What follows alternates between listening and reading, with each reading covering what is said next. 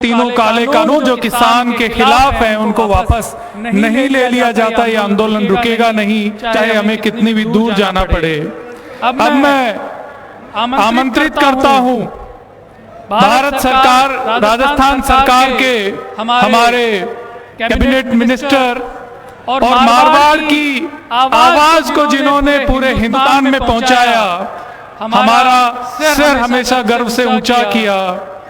पंजाब में जब बहुत मुश्किल हालात थे उस वक्त कांग्रेस को संभाला, वहां सरकार बनाई। ऐसे हमारे मार्गदर्शक और बड़े भाई हमेशा कांग्रेस पार्टी को बहुत मजबूत करने वाले आदरणीय हरीश चौधरी जी को मैं आमंत्रित करता हूं कि वो आए और हमें संबोधित करें।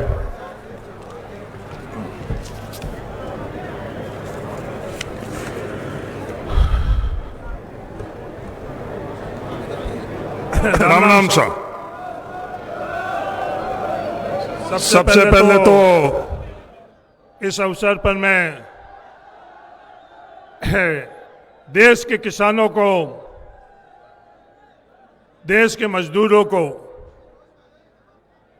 याद करना चाहता हूं, जिनके कारण ये देश आजाद हुआ और यहां तक पहुंचा है। और फिर नागौर के सभी सम्मानित किसानगण, माताओं, बहनों और नौजवान साथियों, और फिर अंत के अंदर सम्मानित मंच।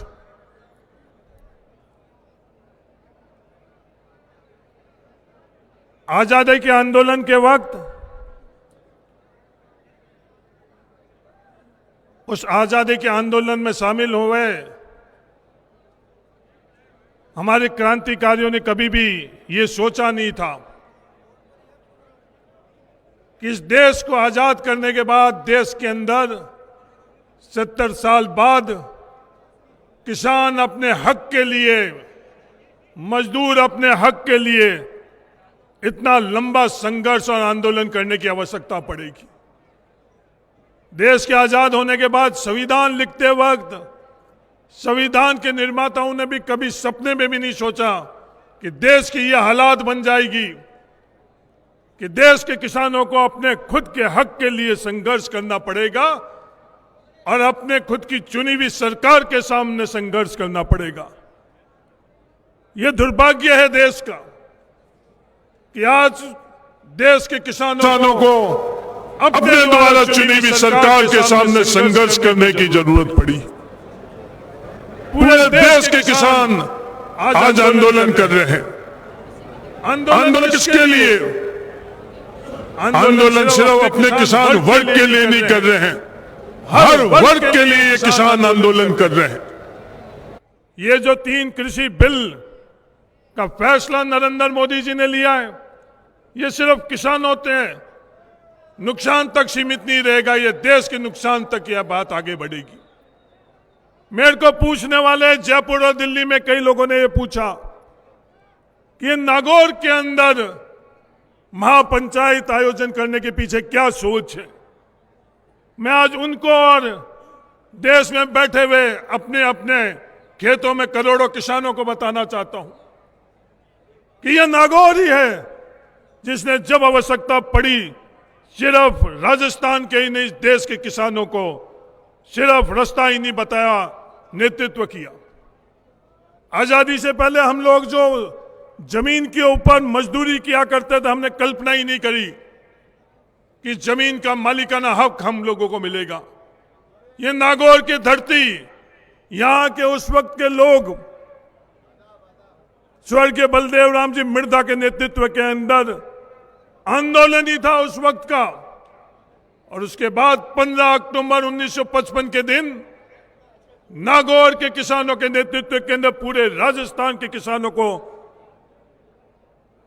3NC एक्ट, खातेदारी के अधिकार का फैसला मिला। और उस दिन हम लोग किसान बने, उससे पहले हम लोग खेतियार किसान की जगह मजदूर हुआ करते थे।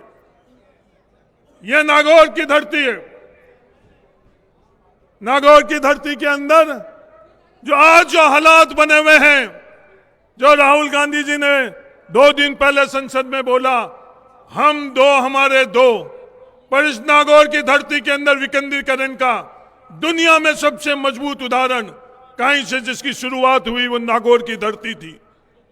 पंडित जवाहरलाल नेहरू जी ने पंचायती राज की व्यवस्था की शुरुआत कहीं करी, वो नागौर की पावन धरती थी। मीराबाई ने पूरी दुनिया को मार्ग नागौर की धरती से बताया। तेजा जी ने पूरे दुनिया को मार्ग नागौर की इस धरती से बताया। इस नागौर की धरती, नागौर के किसानों ने कोई भी ऐसा क्षेत्र नहीं है जहां देश और दुनिया का नेतृत्व नहीं किया हो। मैं नागौर के किसान भाइयों से निवेदन करना चाहता हूं, आज समय वापस आ गया है। पूरे देश और दुनिया के अंदर जो किसान और किसान के हित में सोच रखने वाले हैं, आप लोगों के सामने नजर टकटकाए हुए बैठे हैं कि नागौर के किसान कब हुंकार भरेंगे। नागौर के किसान जो अन्यायी देश के किसानों के साथ हो रहा है, उस अन्याय के खिलाफ कब संघर्ष के अंदर हम लोगों का नेतृत्व करेंगे। आज देश में हालात क्या बने हुए हैं इन दो कानूनों के मार्फत से हम लोगों के। आज पूरे दिल्ली के चारों तरफ लाखों किसान आज आंदोलन कर रहे हैं। देश के 200 किसानों ने शहादत दे दी और आज क्या हम लोगों का फर्ज नहीं बनता है उनकी शहादत को, हम लोग जिस लक्ष्य के लिए उन्होंने शहादत दी उस लक्ष्य को प्राप्त करने के लिए हमारा तन मन धन उसके ऊपर अंदर नछावर कर ले। आज नरेंद्र मोदी और भारतीय जनता पार्टी के मित्रों को एक सेकंड भी उन लोगों के पास नहीं है उन शहीद किसानों के लिए श्रद्धांजलि देने के लिए। आज पूंजीपति मित्रों के लिए अगर किसी चीज की आवश्यकता है तो वह सरकार नरेंद्र मोदी जी लाल कालीन बिछाकर उन लोगों के लिए हर तरह का फैसला करने के लिए तैयार है। प्रदेश के किसान के लिए उन लोगों के पास वक्त नहीं है। वक्त नहीं है वो अलग बात, हम लोगों की जो हंसी उड़ाई जा रही है, हम लोगों की हंसी किस संदर्भ में उड़ाई, क्या वंक की हम लोगों के लिए कैसे जा रहे हैं। हम लोगों के लिए बोला जा रहा आंदोलनकारी, हाँ हम आंदोलनकारी है। यह आजादी हम लोगों के खून और पसीने के आंदोलन से मिली है। आज देश की आजादी हम लोगों के आंदोलन के कारण। नरेंद्र मोदी जी आज आप प्रधानमंत्री बने हो इस देश के किसानों के आंदोलन के कारण, देश के मजदूरों के आंदोलन के कारण हुए। आज जो हालात है देश के, आज हम लोग के सामने बहुत बड़े प्रश्नवाचक चिन्ह लगा हुआ है कि भविष्य के अंदर इस देश की क्या स्थिति रहेगी, किसानों की क्या स्थिति रहेगी। ये 3 कानून के बारे में हम लोगों से पूछते हैं कि आप लोगों को कंटेंट और इंटेंट नहीं पता है।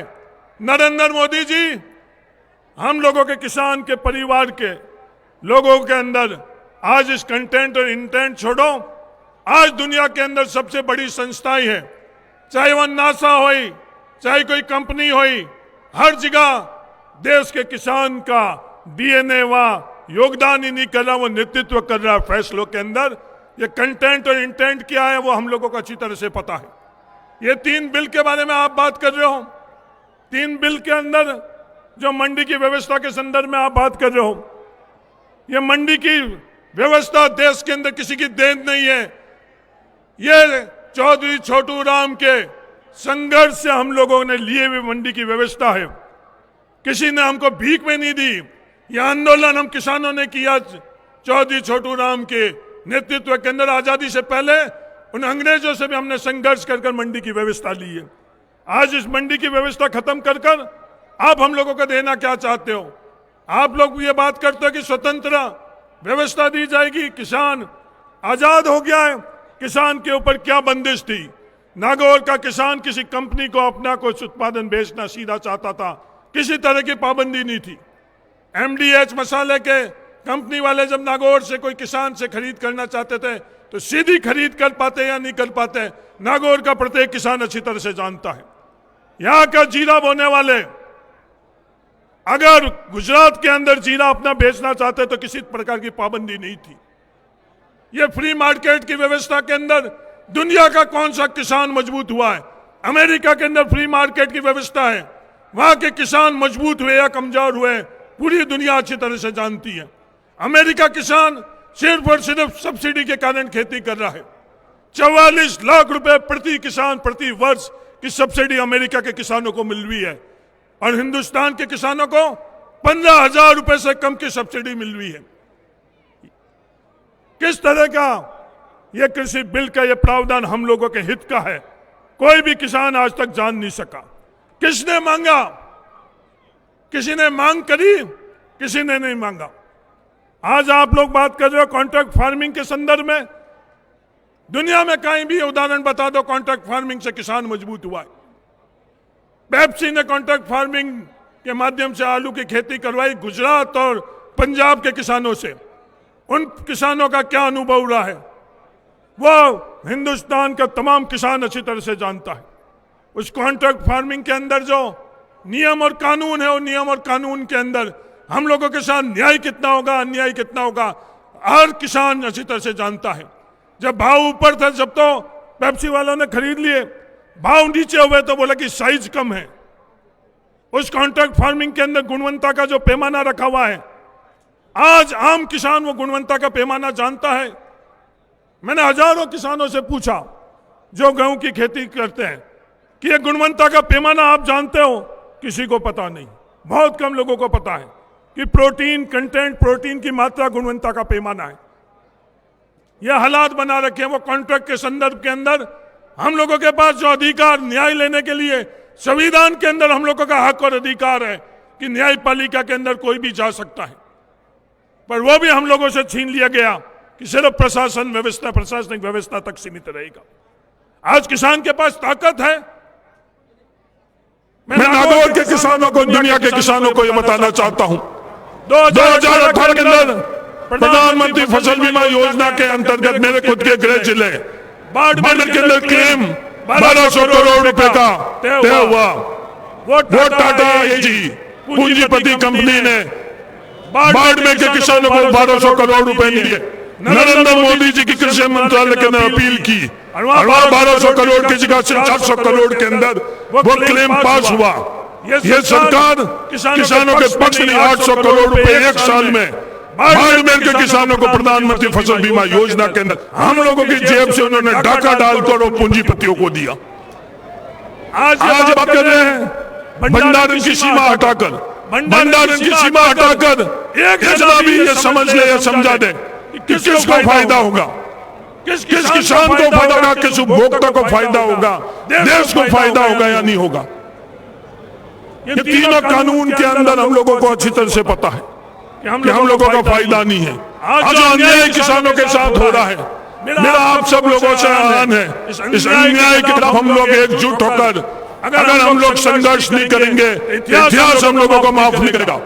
राजस्थान के अंदर हर समय संघर्ष का नेतृत्व नागौर के लोगों ने किया है, इसलिए मैं इस पवित्र भूमि में आप लोगों को आह्वान करना चाहता हूँ। समय आ चुका है, आप लोग विद्रोह करो।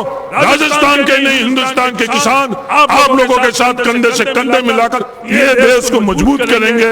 एक नया इतिहास हम लोगों को रचना है। जो व्यवस्था है उसके हम लोगों को पूर्णतः किसान हित और देश के हित की व्यवस्था के लिए हम लोगों को एकजुट होने की आवश्यकता है।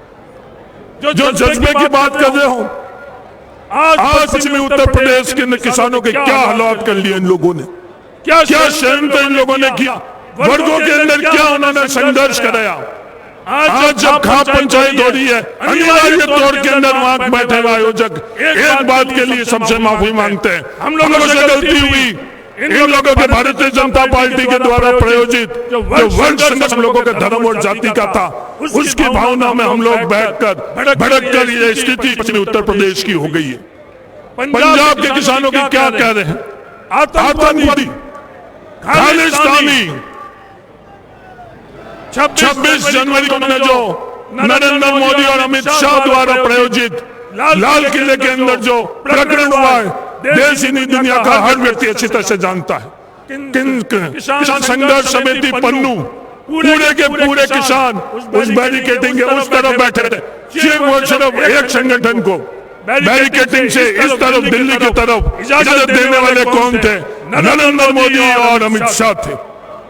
दीप सिद्धू 25 तारीख को भी किसानों के आंदोलन के अंदर हुड़दंग किया।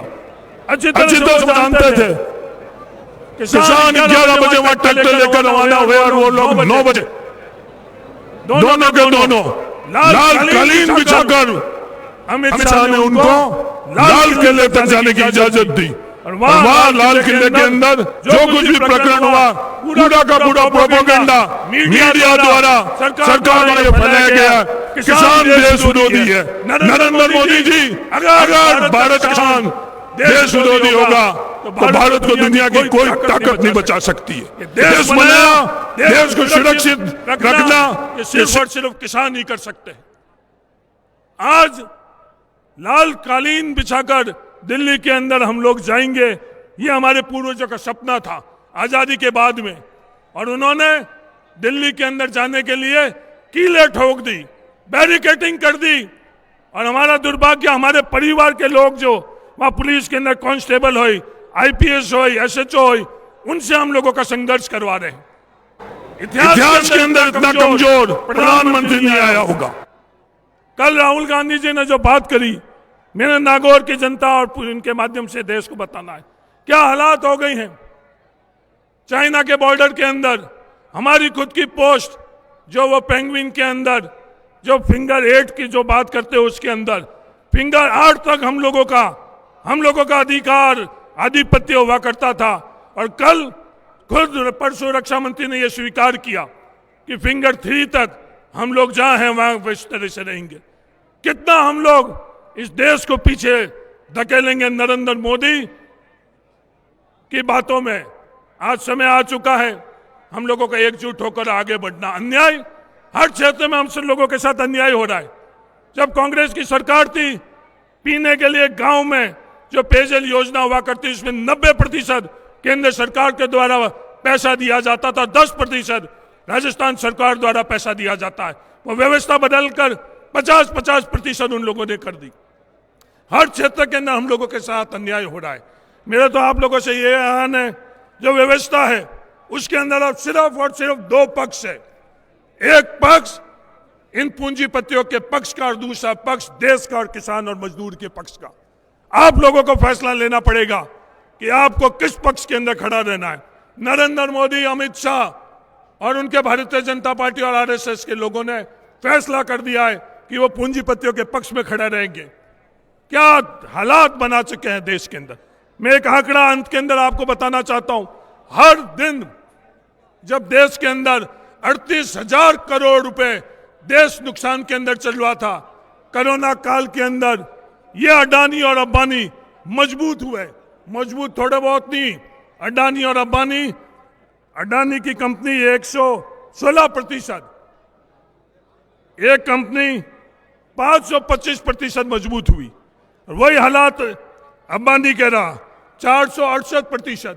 हम लोगों के लिए खाने के लिए संघर्ष था, हम लोगों के लिए रोजगार के लिए संघर्ष था, हम लोगों को तनख्वाह देने का संघर्ष था सरकारों के लिए। और वो अडानी और अंबानी उस कोरोना काल के अंदर मजबूत हो रहे हैं। मेरा आप सब लोगों से ये आह्वान है, क्या यह देश हमारे दो के लिए है या देश हम लोगों के लिए है, किसान के लिए है, मजदूर के लिए है, भारत के तमाम नागरिकों के लिए है। ये समय आ चुका है ये फैसला लेने के लिए। और मैं नागौर के जनता को, विशेषकर किसानों से निवेदन करना चाहता हूं, अब समय आ गया, आपको फैसला लेना पड़ेगा।